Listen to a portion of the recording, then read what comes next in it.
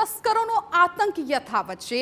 Health ઓફિસરના ઘરેથી દાગીનાની ચોરી, 1.75 લાખના સોનાના દાગીના રોકડની ચોરી થઈ ગઈ। હેલ્થ ઓફિસર ગાંધીનગર ટ્રેનિંગમાં હોવાનો લાભ લઈને ચોરી કરી ઘરના તાળા તોડી ચોરીને અંજામ આપ્યો। શહેરમાં ઘરફોડ ચોરીની ઘટનાઓનું પ્રમાણ વધ્યું છે। પોલીસે ડોગ સ્ક્વોડ અને એફએસએલની મદદથી હાથ ધરી છે તપાસ।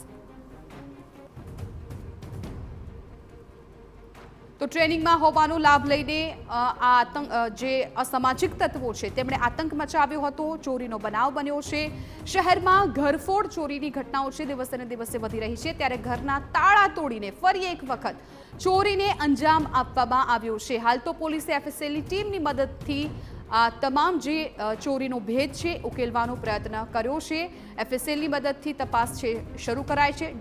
ડોગ સ્ક્વોડની મદદથી તપાસ કરવામાં આવી રહી છે અને આપ દ્રશ્યોમાં પણ જુઓ કે કેવી રીતે ડોગ સ્ક્વોડની ટીમ છે તપાસ માટે પહોંચી હતી અને તપાસ આદરી હતી।